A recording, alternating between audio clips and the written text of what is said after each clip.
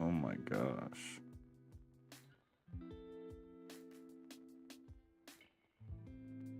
More child abuse. Good God.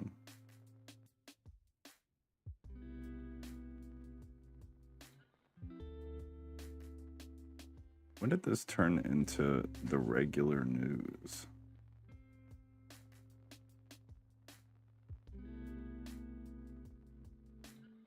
Archbishop of Canterbury, Justin Welby, leader of the Church of England and the global Anglican Communion, has announced he will be resigning amid outrage over a cover-up scandal. Lovely. Good God, it never ends.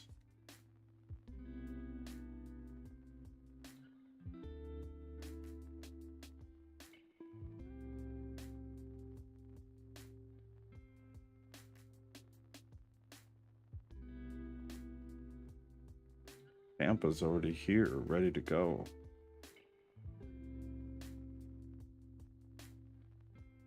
Good God. How wild.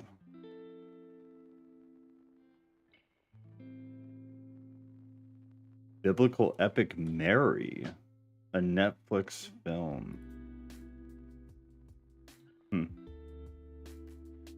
This Christmas season, Netflix is set to bring a retelling of the Nativity story to audiences around the world, offering a fresh perspective on an ancient narrative in the forthcoming film, Mary. Oh, you gotta watch that.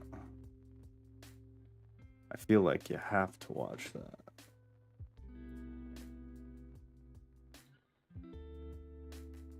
The story is needed now more than ever in our world. As a woman, a Christian, and a producer, Mary's story is important to me. This is a story of faith, hope, and pure love. Interesting. Tampa, you should be good.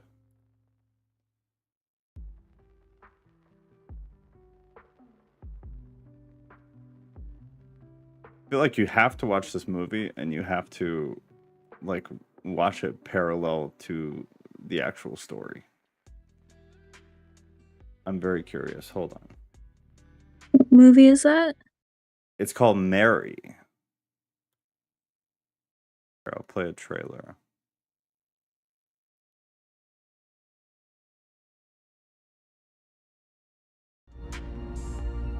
Mary, your birth was a gift for your mother and I.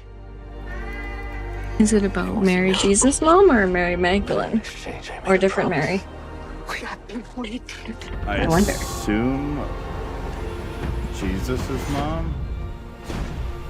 Great Herod, the prophecy speaks of the coming Messiah. Yeah, Mother What Mary. need have we of a Messiah?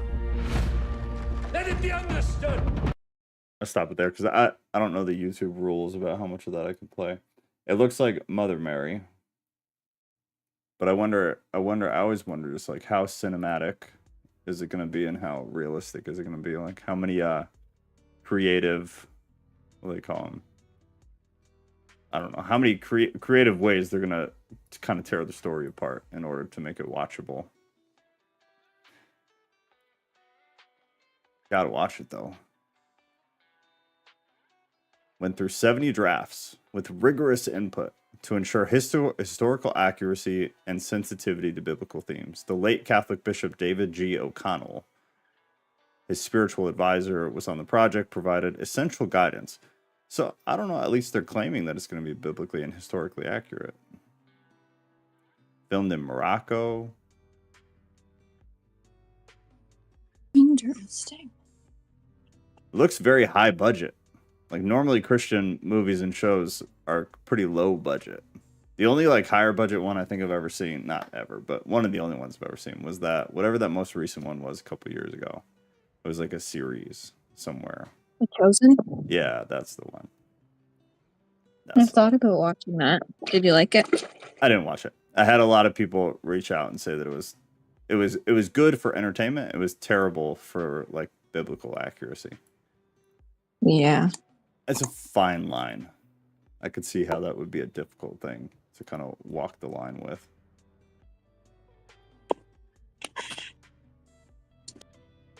Not the most exciting thing in the world all the time. I don't know why they don't make movies of like the Old Testament stuff though, because the Old Testament was wild, especially the things around war. They've made some, like, why not a major motion picture, a wildly high budget one on like what happened with the Israelites in Egypt? That was crazy. Lots of action. Ghost said they embellish, but nothing contradictory. Is that with The Chosen? Or with Mary? It's got to be The Chosen, because I don't think this Mary movie's out yet. Did you watch all of it, Ghost? Hey, lovely. Yeah, The Chosen. I've got pomegranate cherry juice today. Pomegranate cherry juice. That is your stream snack? Is that what that is? Yes. Is this a medical drink or a? No, just for fun. Oh, okay. So said I watched through season 3, none of season 4 yet. Is it worth watching? I guess is the question. I was told no by many people, but there are plenty of people who said that it was really good. I saw like little So you guys bits. done your where'd you guys go again? A dinner party? Oh yeah. Are you at dinner doing this, Ghost? Don't do that.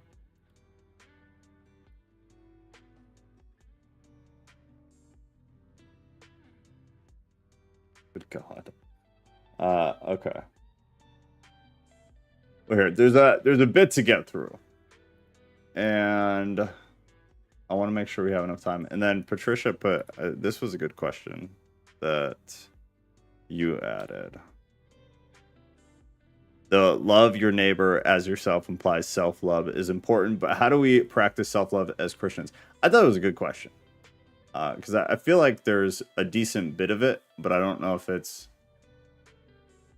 I don't think it's approached from like Christian standards. I think it's more approached from like cultural and worldly standards. So that'll be interesting. I feel like we'll bring it up at the end and talk about it.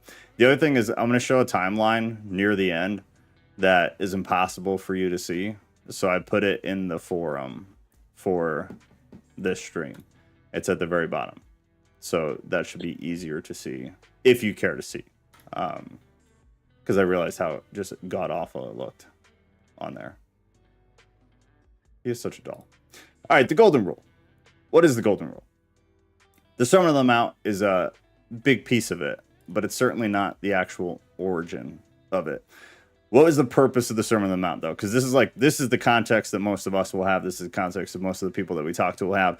It's probably the context that most humans at all will have, is from the Sermon on the Mount.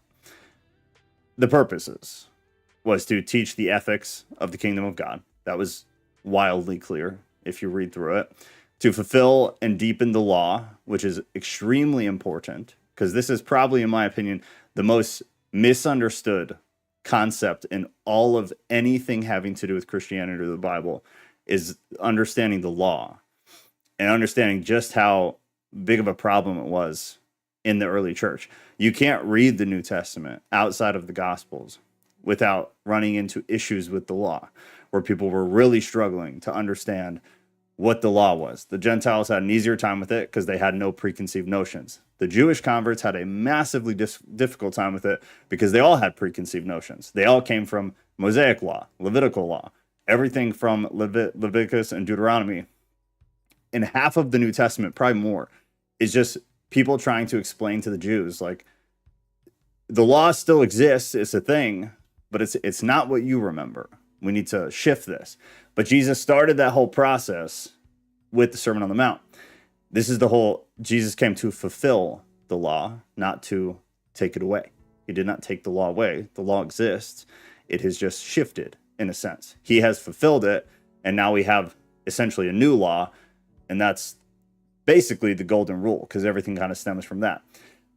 The third thing is to contrast religious hypocrisy, which was also extremely prevalent, to the point that we have coined by Paul the what is kind of comical label that he gave to false prophetic pastors, which was the super apostles. The fourth thing is to show the path to true righteousness. Then a call to radical discipleship, very evident. And then 6, invite reflection and decision. So the ethics of the kingdom of God. Jesus outlined both the moral and also the spiritual principles of what it would be like to live as a follower of him or as a follower of God. What that looked like in the Sermon on the Mount, though, was moral conduct, where he really expanded on what the law was. Not just avoiding not doing good, but leaning into doing what is good. A lot of the Old Testament law, I always describe it as like the purpose of the law was to be a mirror for the Israelites to see their iniquity, because that's essentially what it was. It was a list of don'ts. Don't do this, don't do that, don't do this, don't do that. That's not really what Jesus did. Jesus said, do this. It's all positive. It's things for you to do. And if you do these things, you will not do those things inherently. Whereas the law for the Israelites was do not do any of these things. They really didn't get direction that was positive in nature, where you were to do something. You were to avoid doing things. The other thing in there was the Beatitudes, Matthew 5, 3 through 12, which was essentially just highlighting the blessings that were bestowed upon humanity, mercy and righteousness, all of the core kind of concepts surrounding humanity from Christ's perspective. The fulfilling and the deepening of the law. Jesus had declared he came to fulfill, not to abolish the law, which was Matthew 5. He then deepened the understanding of what the law was, focusing on the inward purity, which starts with positive action, not with avoidance. Not just outward action, though. It was an inner thing, which I think will kind of tie into Patricia's question about self-love, because I think it is really hard to do anything truly good without there being good inside of you. I think it's very difficult for people to genuinely behave towards others in a righteous manner if they don't feel some of that themselves, but there could be some argument there, I suppose. Contrasting religious hypocrisy. He had criticized the Pharisees, all the religious leaders. The classic example of flipping the tables had to do with tax collection, but the Pharisees were involved. Very much against it. He was not about the ritualistic side of religiosity. He made that relatively clear. A lot of it kind of shifted into behavior as an individual and how that stems out in a societal and spiritual context. The path to true righteousness. He had emphasized the heart's condition, which is really big, teaching everybody who would listen to him to pursue true righteousness through faith and reliance on God, again, rather than avoiding these things that would take you away from God. Focus on the things that would bring you closer to God, not just avoid the things that will take you away from God. It was a radical shift from the Old Testament to the New Testament. He also taught principles of forgiveness, prayer, humility, and trusting God in general. We get the Lord's Prayer. Is from Matthew 6, 9 through 13. Radical call to discipleship, the sermon challenge believers to live counterculturally, which would be embodying values like loving your enemies, Matthew 5, 44, and storing treasures in heaven, Matthew 6, 19 through 21. And then Jesus concluded the whole thing with a what would be called a call to action. He gave us something to do, to hear what he had to say, and then to act on them. 7, 24 through 27 out of Matthew. He then gave the invitation for people to build their lives on the solid foundation of teaching, which would all be positive, reactive things for people to do. How does Jesus' sermon compare to Moses receiving the law? This is where you see kind of stark contrast, but there are some similarities. So the similarities start, he delivered it on a mountain. Significant or not, it is a thing to be said. Both events take place on a mountain, symbolizing divine revelation. Moses received the law from God on Mount Sinai, Exodus 19. Jesus taught on a mountain in the Sermon on the Mount, Matthew 5 through 7. The mountain setting emphasizes a sacred encounter between God and humanity. That I pulled. Personally, I don't know if there's a whole lot of significance there, but that's just my opinion. You can disagree, and I'd be interested to hear if anybody kind of agrees with this here, if there is some actual significance to that. You guys can also rudely interrupt me anytime you want. The second, revelation of God's will. Moses received the Ten Commandments and other laws, which outlined the covenant relationship between God and Israel. Jesus revealed the deeper spiritual principles of God's kingdom, offering guidance on how to live in alignment with God. Number 3 is covenantal themes. Both events are covenantal in nature. Sinai, the Mosaic covenant, established Israel as God's chosen people. And then the Sermon on the Mount, Jesus introduced the new covenant, fulfilling the law and showing what life in God's kingdom would look like. Then the differences. And this is just a few. There are quite a few more. But these were kind of some of the main ones that I pulled. Pia, you're a doll. First, focus on external versus internal. And I kind of mentioned that already. Moses and the law was a massive focus on external obedience to specific laws. Commandments about worship, commandments about morality, about societal behavior. The law had acted as a guide to holy living and a means to distinguish Israel from other nations. It was meant to set them apart. Partially. Jesus in the sermon, how it differed, focused on the internal transformation of the heart's condition. He deepened the law's meaning, the Mosaic law in general, deepened that meaning, and then addressing not just actions, but motives, which would be the condition of your heart, your intentions. Why are you doing something? Anger as the root of murder, lust as the root of adultery. It's the why behind the behavior, which then leads to everything, if you think about it. Number 2, role in salvation history. Moses, the law was given to convict people of sin and point them to their need for God's mercy and a future savior. We get that from Galatians 3:24. Jesus, in contrast, he fulfilled the law and brought salvation, emphasizing grace and faith. Matthew 5:17 and John 1:17 are where that is explained. Third difference would be meditation. Go ahead. Joe? Mediation. I'm sorry. Yeah. Yeah. You said Matthew 5. What was the verse exactly? I pulled up a commentary, so It is for the role in salvation. for the whole, I guess. The thing I just yeah. Matthew the golden rule. Well, which one? So the thing I just said 2 seconds ago or earlier? No. In the very beginning. I'm so sorry. Just the Sermon on the Mount. Just pull up the Sermon on the Okay. Mount. Yeah, virtually Thank all you. of this is from that. Okay, thanks. Yeah, you're good. Now I'm having the same intrusive cut. What? When Joe says you can interrupt me anytime you want, I have such a heavy inclination to get on voice and let out a big old merp and then leave. Yeah, And that's how I let you know. start. Merp, I'm gonna ask you. Merp means a That was variety for you, of things. Kat. Such as stop talking, stop doing what you're doing. That's very true.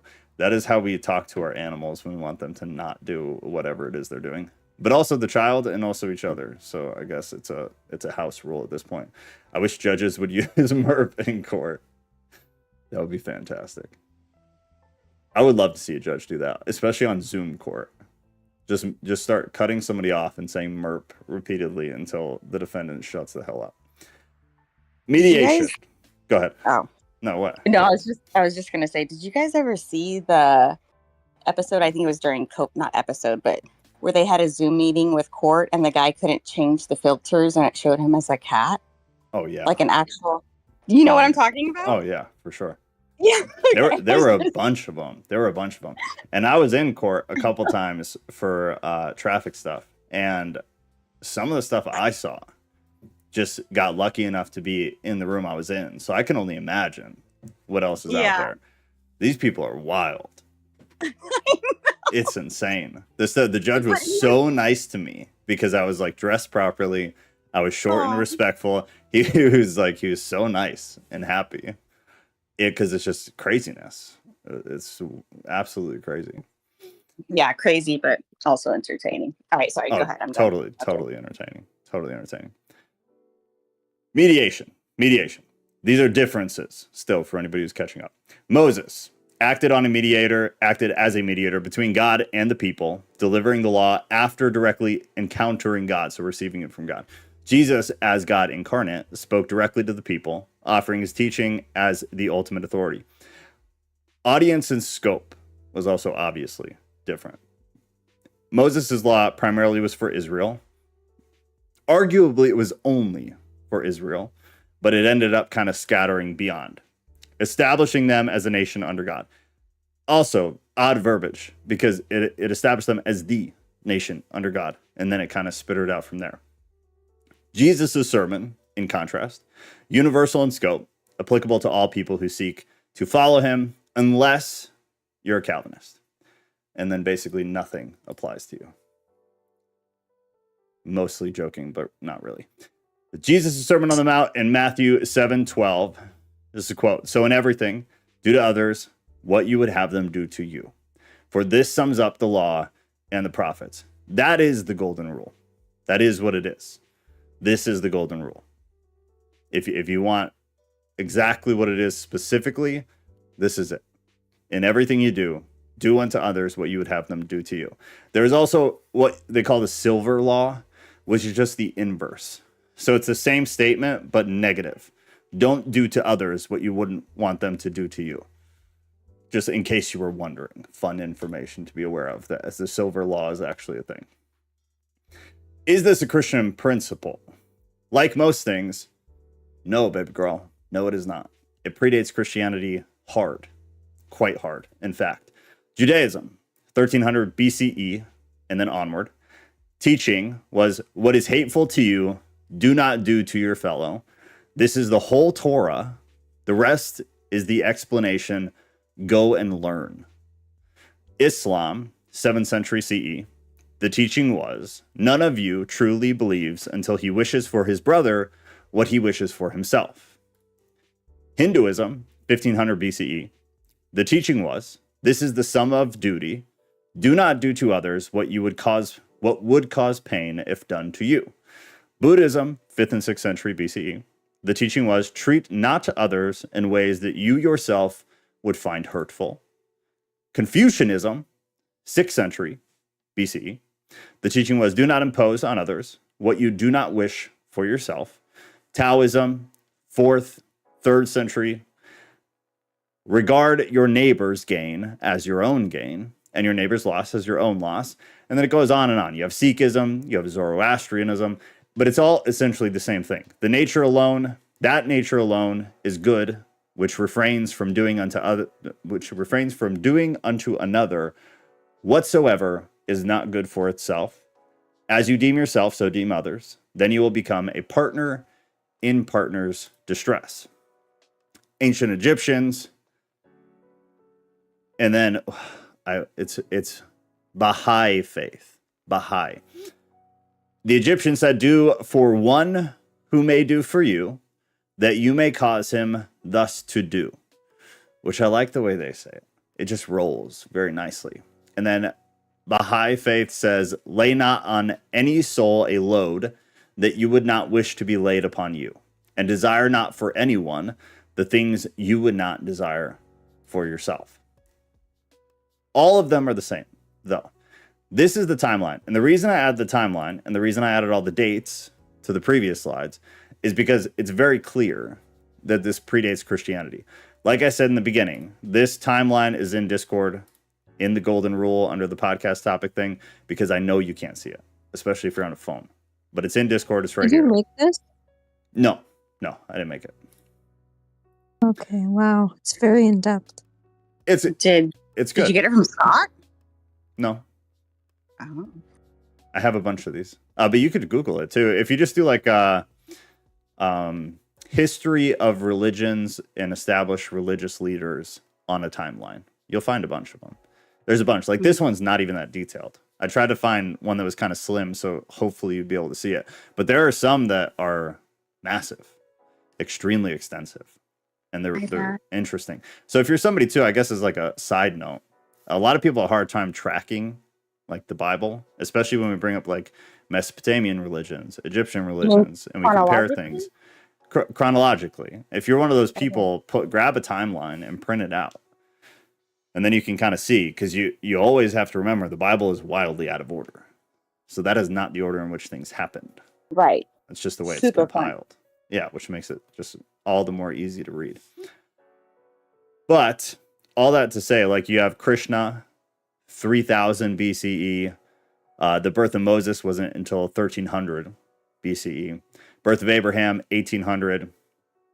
Ramah was 5000. So we're talking. There were obvious. It's hard to argue that this did not exist as a concept or a principle prior to Judaism. So Christians obviously get most of what we got from the Jewish faith, but they get a lot of it from their surrounding neighbors as well. And there was no difference here. More than likely, it'd be a hard argument to make. Why does it matter, though? The silver rule I already explained. It's just the negative. But the question though is like, why does it matter? Why? I guess a better question is, why did Jesus find it significant to, in the new covenant, change things from being negative to positive, where the law of Moses was all negative? Don't do, do not do, don't do. And then Jesus was all do. And not even just that, like do all these things. It was basically just that one thing. If you do this thing, you've done the thing. Everything else will stem from it. What are like thoughts on that? Why? I know in Matthew 6, it basically tells you in some way or another to, basically do the golden rule, but do it for Christ, or excuse me, God and his approval. That was kind of. But why? Like it's in direct contrast to the law. Why? He changed negative into positive. I would say the motivation is love. I've always kind of defaulted to that. So then follow up. Why was the Old Testament negative? Why was the law negative? I've given my opinion like here and there as we've read things, but I'm curious. I've never really thought about that. I just know that it is, and I know a lot of people complain about it. I used to when I was an atheist. But it bothers me. It's how it was, and Jesus is like to show that you can change that. Was it negative though, or just kind of like matter of fact? Well, no, not so. Let me clarify. Good question. When I've said positive and negative, I don't mean like happy or sad or mad or like good spirited. No mood or emotion. Just actual linguistics, like negative language. Not to do things instead of telling them what to do. It was telling them what not to do. Right. So not even matter of fact, because these are positive matter of facts and negative matter of facts, but rather don't do this versus go do this. One's negative, one's positive. One you're not doing, one you are doing. The Mosaic Law is almost entirely negative. It's a list of things you're not to do, that you're not allowed to do. That's what God gave the Israelites. Jesus came in and gave the rest of us things to do in a much smaller list. You had 613 laws of Moses, of things not to do. I think it's probably based on like how far off people were in that time, like with like the child sacrifices and just the really bad stuff they were doing. I think they kind of went, maybe the Mosaic Law was more of a tough love type situation based on all of that. Do you think there was no child sacrifice during the time of Jesus? No, I don't necessarily believe that either. But just, I don't know, like based on all of the difficult stories that you hear in the Old Testament, it's quite a contrast. It's fair, but do you think that represents the reality of the time period? Like where, do you think those things were not happening during the writing of the New Testament, that period? Or do you think they just weren't written about? We're talking Rome, we're talking Greece. There was some pretty wild stuff going on. We just don't get it in the Bible. I think that's an interesting thought. Like it's thought-provoking for sure. I think we just don't have it in the Bible. We have a lot of evidence that stuff was rampant. Child sacrifice was still big.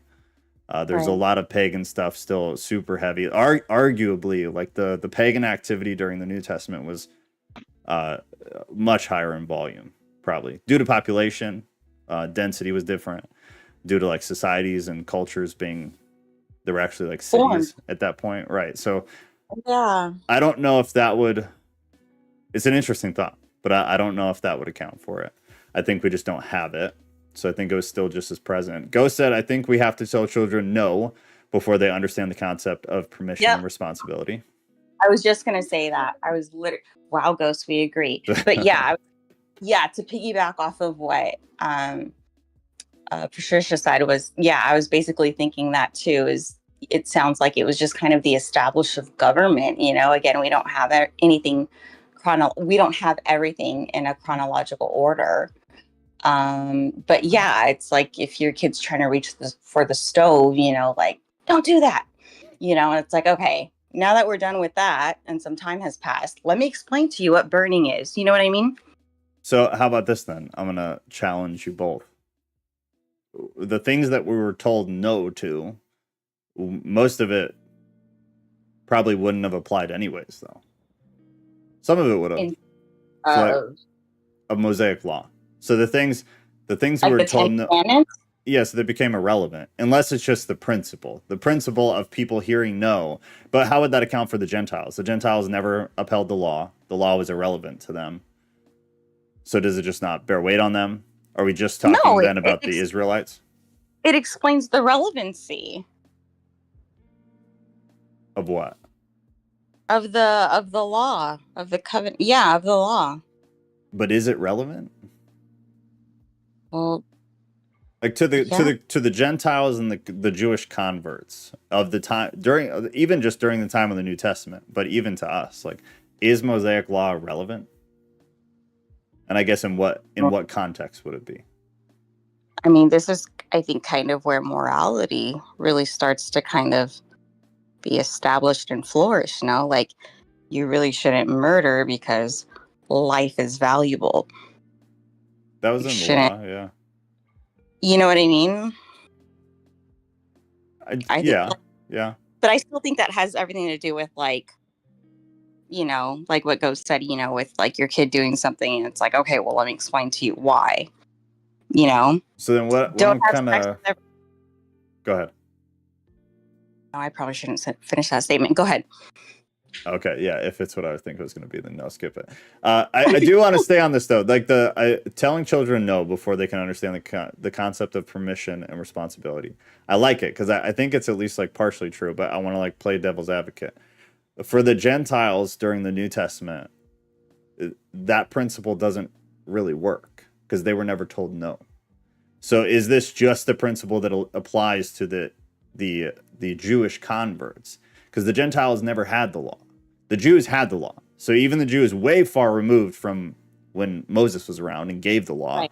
The Jews during Jesus' time were wildly with the law. They had it like memorized. It was a very academic thing. So for them, I get it. Tell them no because they all knew no. These are the things no. And then Jesus comes and flips the script. For the Gentiles, that would be an irrelevant principle because they were never told no. Oh. Go ahead. Do you get what I'm saying? Yeah, I hear you. I think God was kind of meeting them where they were at with all of their legalism. Like, don't do these things because you like to think of it like you have this way of processing all these rules and stuff. So let me give you some rules that you can process some more, but they're actually like going to help you. Yeah, and to piggyback off of that, I would say I think this is also where probably leadership is established, right? Like I've said to you guys, I've got 2 kids, you know, so it's like I tell my eldest kid, like, no, don't touch the stove because you're going to get burned. And then the new kid comes on and she's like, hey, you know, I got burned. Let me tell you what happened and why you shouldn't be doing this. You know what I mean? So there's a little bit more of a model to follow, so to speak. I mean, it's true, for sure. Yeah.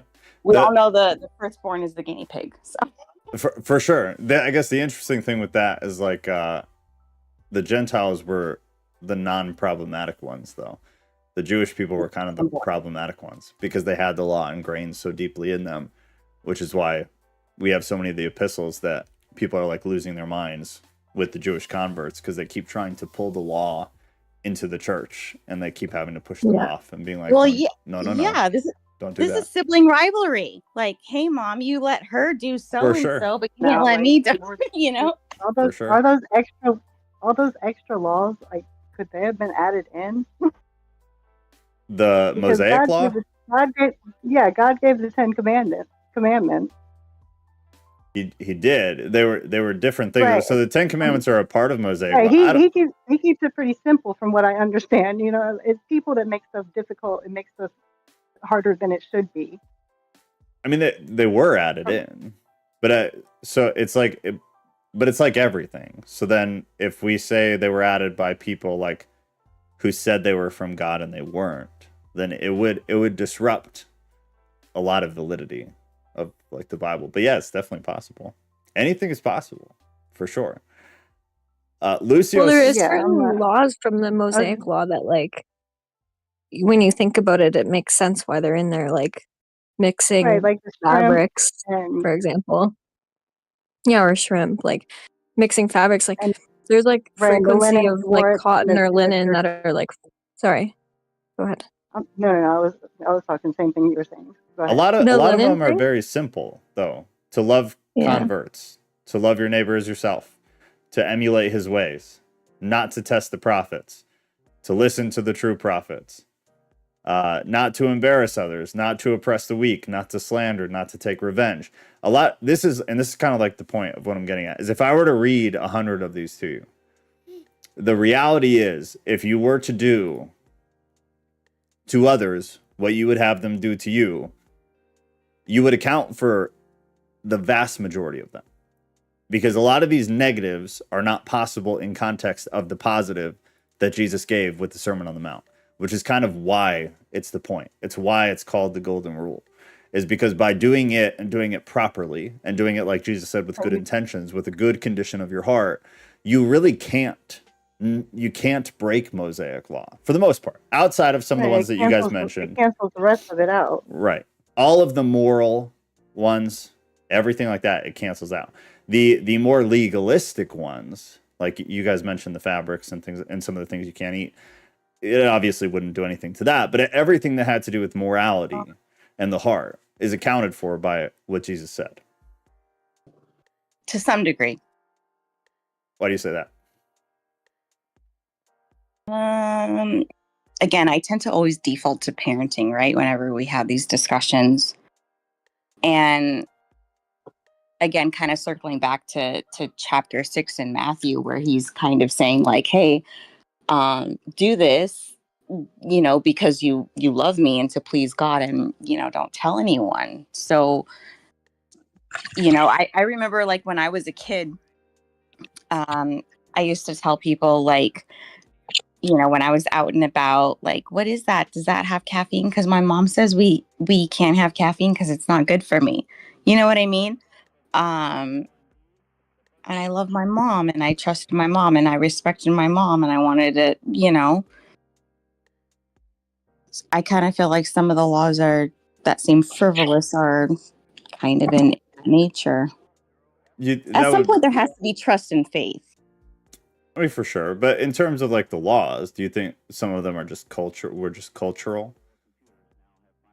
Like the fabrics and shellfish and stuff like that? Yeah, similar to like, if I'm gathering what you're saying, right, is like my house has rules, so my kid has rules. If she goes to a different house, their house is going to have different rules.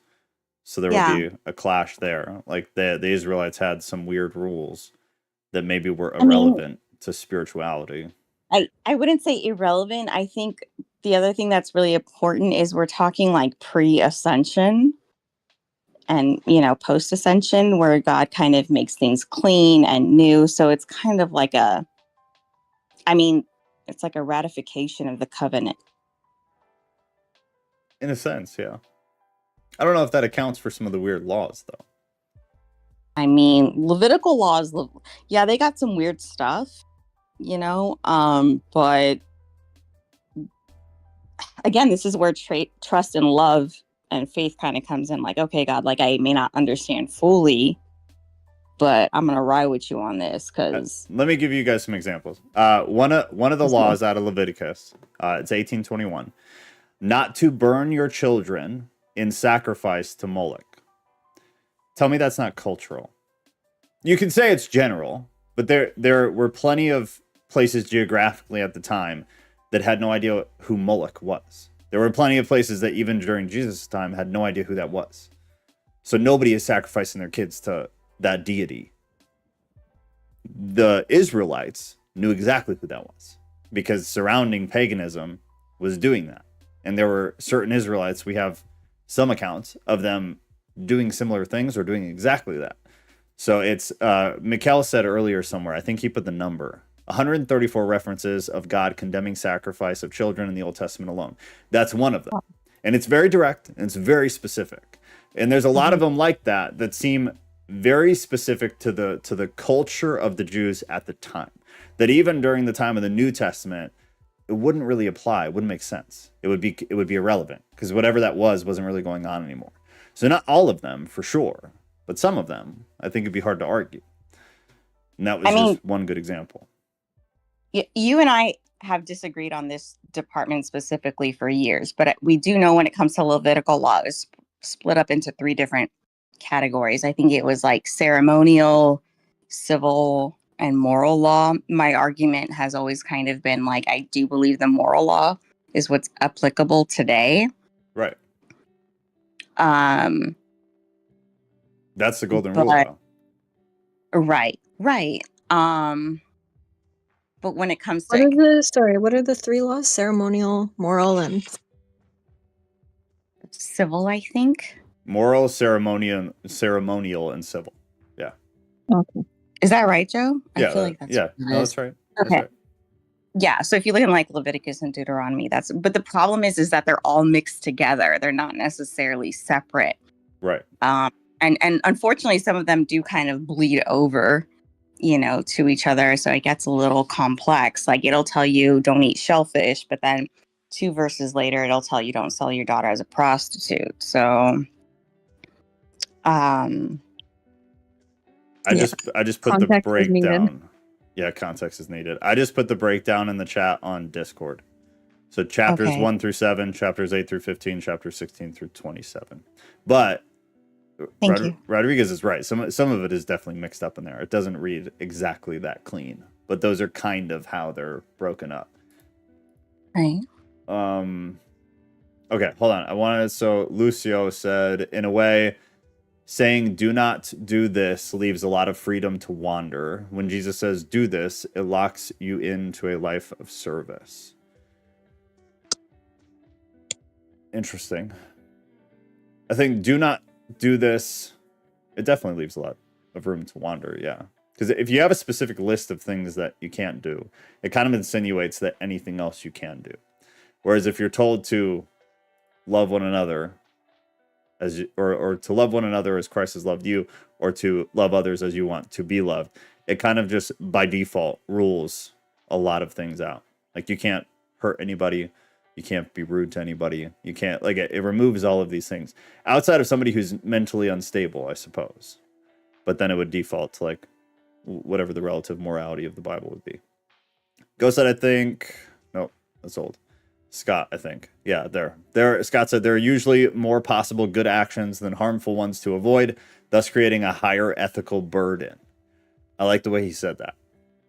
There are usually more possible good actions than harmful ones to avoid, thus creating a higher ethical burden, which I think is totally accurate. And I think it's a part of the point of why Jesus did what he did.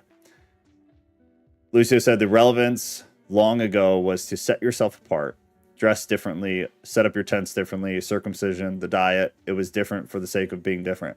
I don't know about that. I think they thought there were legitimate reasons to do it. I think some of it for sure, because I think that exists in all cultures, kind of always has.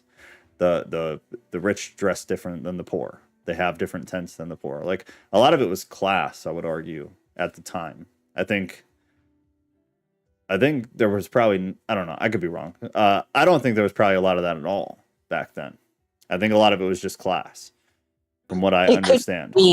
It could also be for like longevity purposes. Like, how do you mean? I don't want to gross anyone out, but like I've always heard lobster is like the cockroach of the sea. As class, though. I would lump that in as class. And pigs, but it's like maybe it'll shorten your lifespan, and he wants what's good and prosperous for his people. I don't know. Maybe, yes, some of it. I could be wrong. Some of it is just downright silly, though, if you read them. I know, like the fabric. Like one of the ones that people don't like nowadays is men must not wear women's clothes.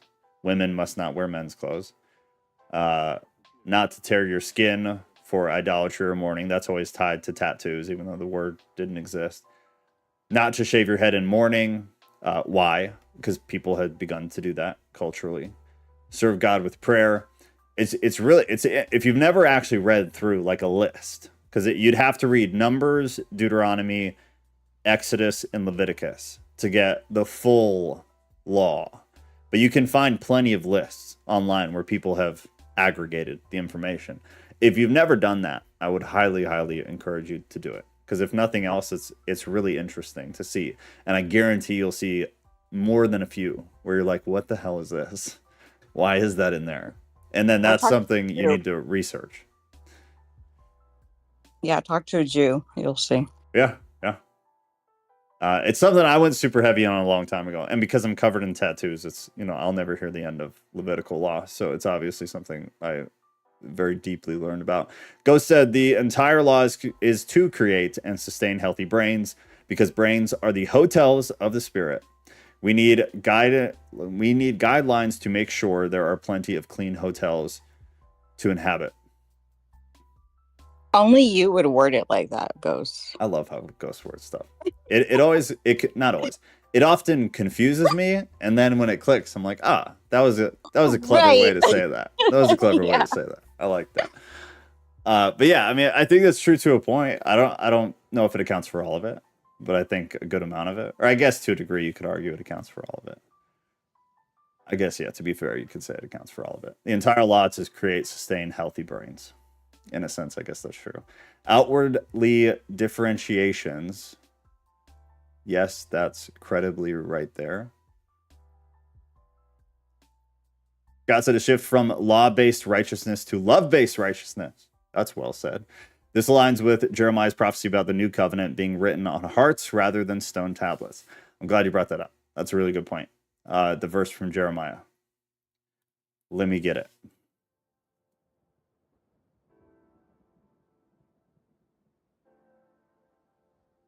Great point. Jeremiah 31:33 states that the Lord will write his law on the hearts of the people of Israel and Judah. This is interesting. In the Bible, covenants are promises made between God and his people that imply a relationship of commitments and obedience. A covenant written on the heart is said to last forever, unlike a covenant written on stone tablets that can be broken or ignored. I actually really like how that's said. Another way of saying that is that the law that Jesus gave us is like, it's like what is the term people use? Like a soul tie. It's a thing that is ingrained in your soul that you cannot get rid of. And I like the way they worded the end there. Unlike a covenant written on stone tablets that can be broken or ignored.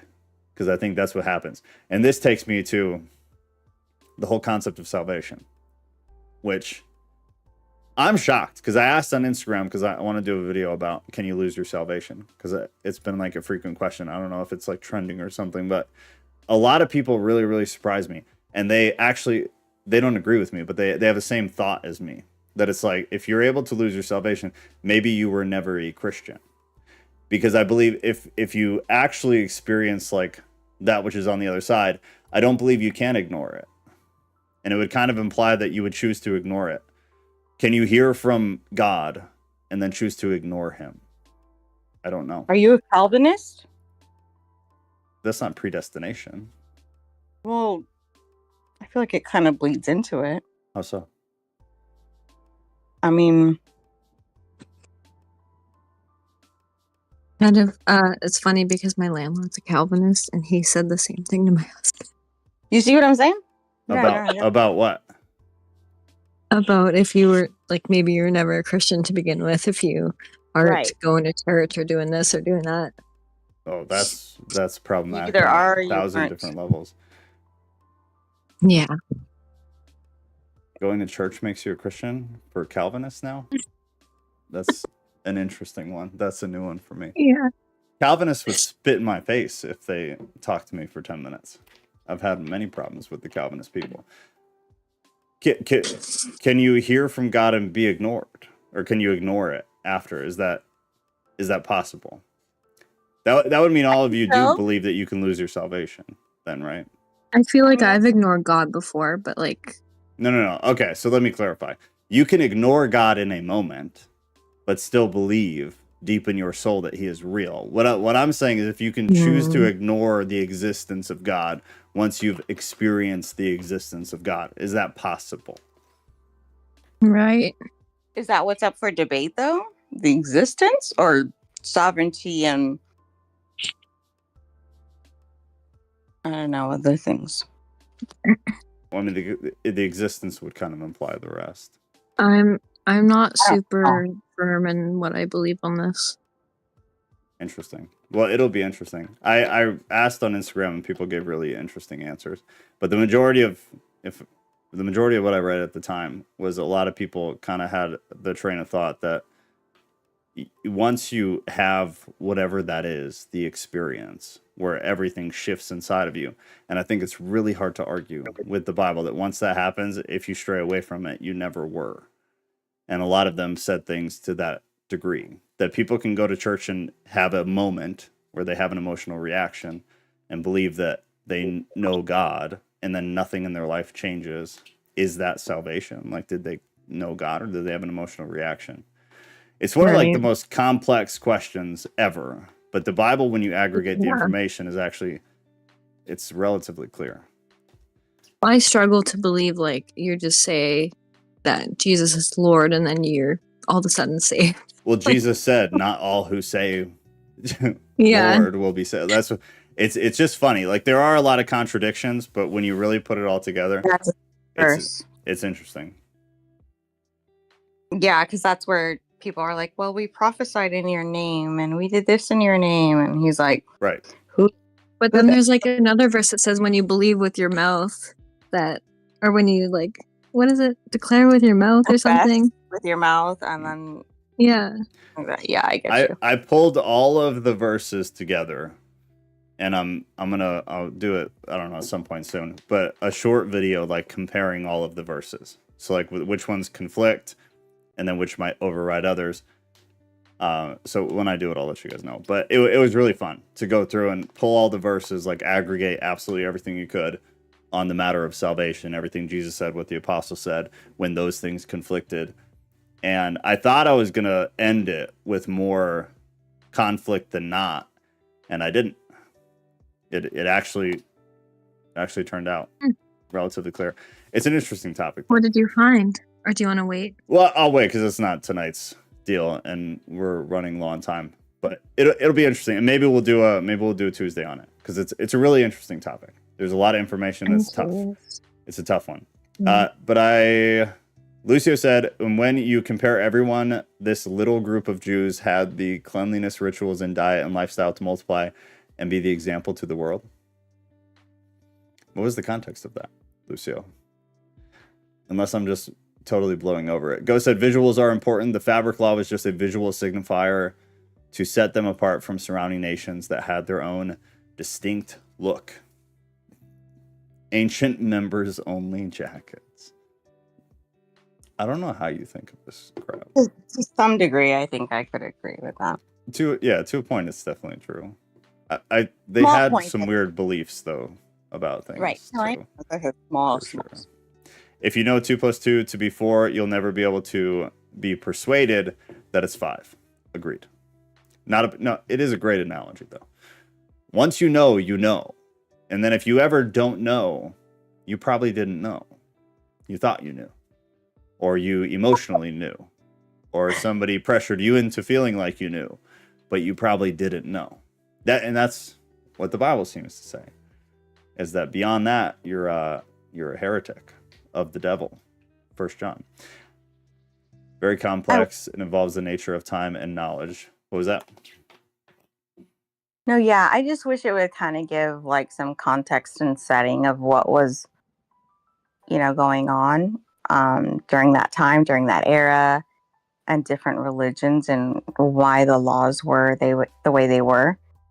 I do know with the verses that we read recently with Dinah and Mr. Father of the Year. Mhm. I do know circumcision was not completely uncommon, because I think at that time Egypt was also doing that. So I just know, like, if it was something that you had never ever heard of, right? And you're just coming in on the scene and they're like, I'm sorry, you want me to do what? You know?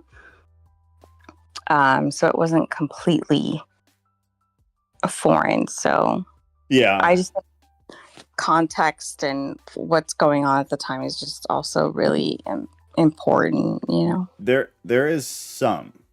You should look at Hammurabi law, or the Code of Yeah, Hammurabi. there you go. Yeah. From the That's another Mesopotamians. They had, get it lined up with ours, right? correct, and they had a bunch. So they had 282. So they That were parallel to no, ours? not Or- directly parallel, but we had 613. They had 282. But if you look through them, some of them, a decent And chunk of there's- them are similar. And theirs was first. There's what older. ooh, I don't want to say. I mean, I heard we don't like to say that, but I heard that's the truth. No, I mean, I don't care about saying it. I just want to make sure it's true. I'm relatively confident that yes, Hammurabi law was first. I'm like 80%. Allegedly, that's for Mikhail. Yeah. 80%. But it's also like another interesting thing. So what you could do if you were going to go read the law later, find on Google all of Mosaic law, 613 laws, and then pull it up next to Hammurabi law, and you can kind of read them in sync. And it's interesting. It's something you should know. And then when you read something like Hammurabi law, when we read the Old Testament, things will click more, because you'll be like, oh, this was a culture around the same time that functioned in a very similar way. It's really interesting. If you care, if you're going to waste all your time doing the stuff that we do, then do it right. Go learn a little bit about the Egyptians outside of biblical context, the Mesopotamians, Sumerians. It's super, super helpful. Floof said, I wonder how society would be if there wasn't the Bible as we know and just the golden rule. Arguably better. I don't know. I guess it would depend, like, what would be the incentive for people to follow it without the deity, without the God? The incentive for people to follow the golden rule, I guess, differs from person to person, but anywhere from fear to like reverence, love, hope, faith. Without the deity, without God, why would anybody follow the golden rule? Like, what's the incentive? Or am I being cynical? I mean, no, I get it. My fat ass thing. Oh, which one are we on? The one you can say whatever you want. Yeah. Oh, okay. Yeah, no, my fat ass thinks is like, oh my God, they've never had a Philly cheesesteak. They've never had a pepperoni pizza. What? Yeah, because you can't like mix meat with dairy and then okay. I'm with you. But she's talking about she's talking about the New Testament. We're past this. The New Testament. I'm just saying in terms of laws, like I would have been like, what? I'm out of here. Fair, yeah. I would have a hard time living under Mosaic law. In fact, every living person ever would have a hard time living under Mosaic law, which is why that was the point. It was a mirror to show how it was to reflect their iniquity back to them. I am super, super harsh on that theory. Mikhail said, you know what's truly mind-blowing, Lucio? We will get to heaven with the good thief at the same instant atomic moment. Because Lucio had said the man on the cross next to Jesus went to heaven. Right. And he wasn't baptized. Sorry for any Baptists out there. Baptism is another one.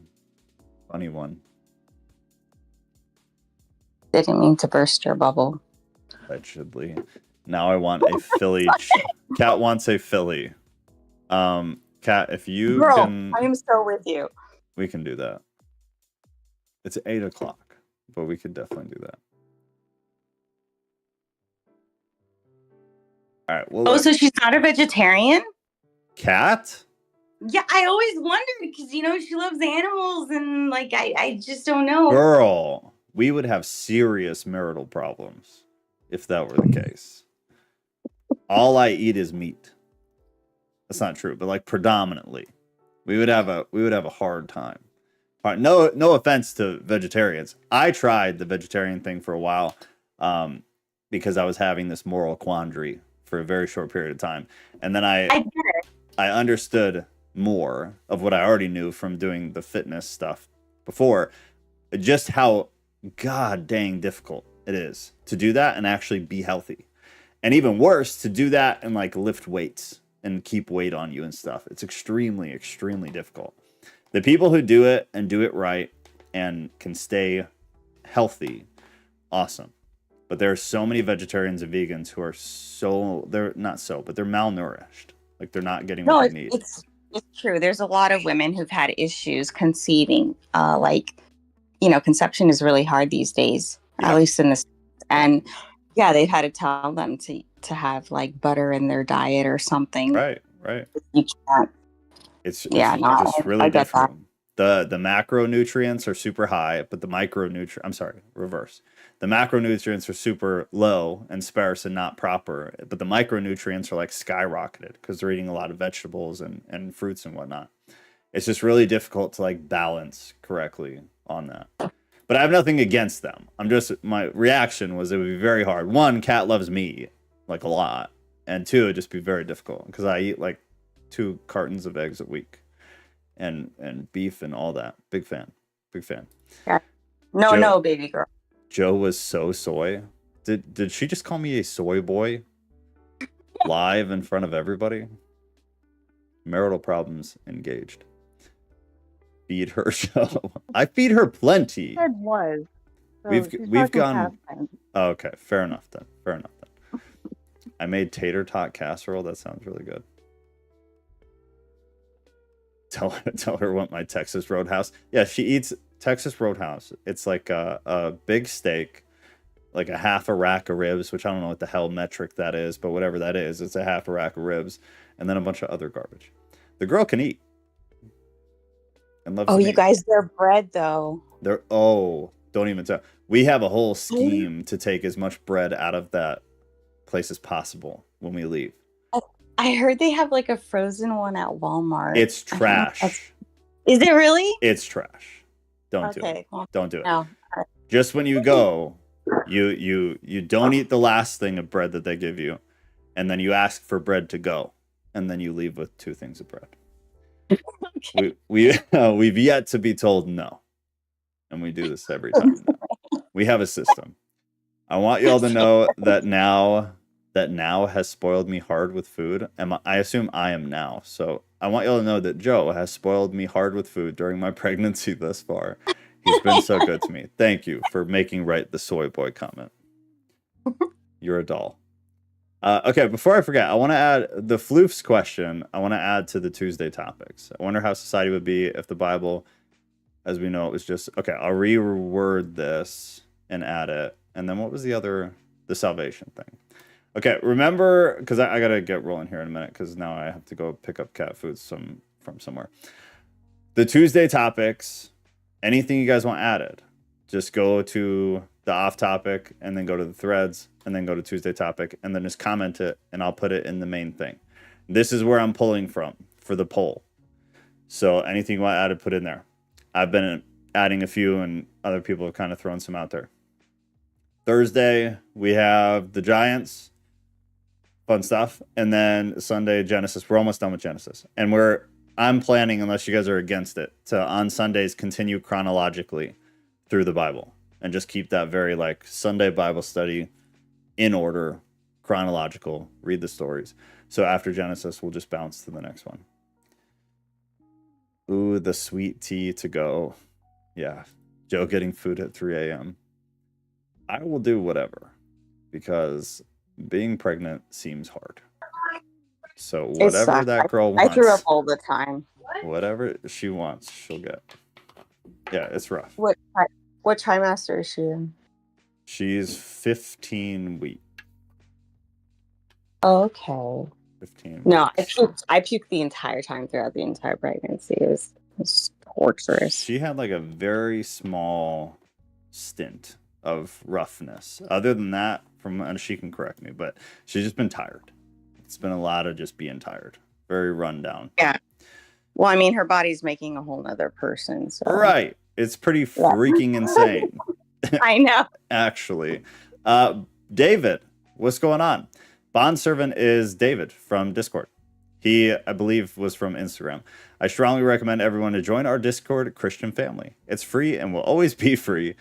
You will not regret it. I have learned so much. You're the man. We are glad to have you. You have a great attitude, and you've been nothing but lovely so far. We're super glad you're here. And sorry you're late, because we're about to shut down for the night. But I also want to ask, I'm going to do a poll, because I don't ever do this, and I think this actually helps with the algorithm, too.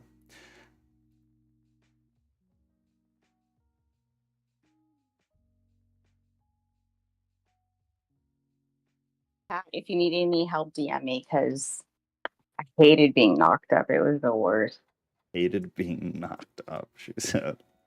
I did. It wasn't fun. It was. I went to the emergency room all the time getting IVs. It was. Oh my gosh. I only gained 7 pounds with my oldest, and yeah, she's not gained really much.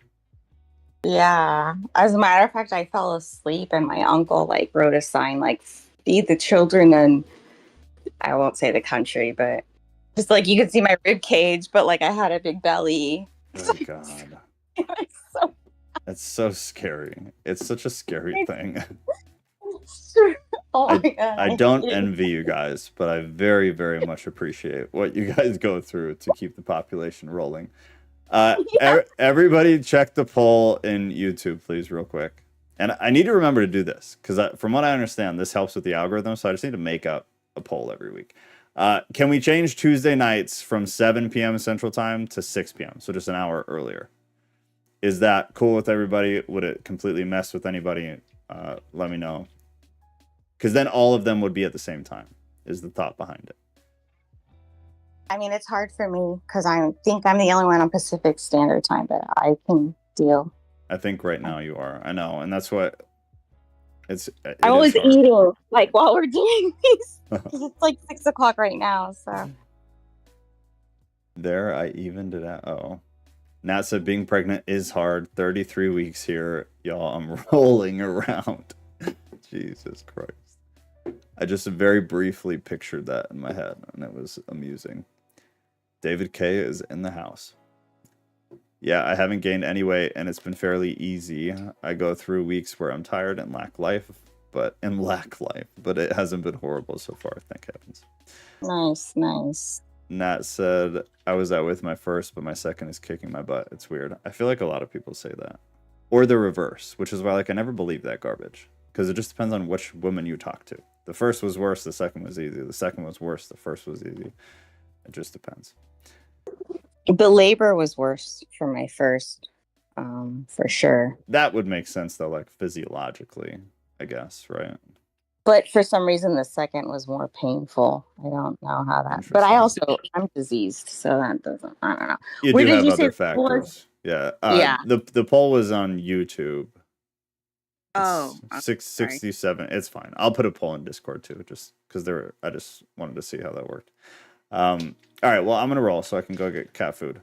Tuesday topics. Any of them you think of, put them in here, because I'm gonna create the poll for next Tuesday, tonight or tomorrow, or hopefully if I remember tonight. I'm gonna get it up tonight, so we have adequate time. And then Thursday Giants, Sunday fun stuff, finishing up Genesis, or at least close to it.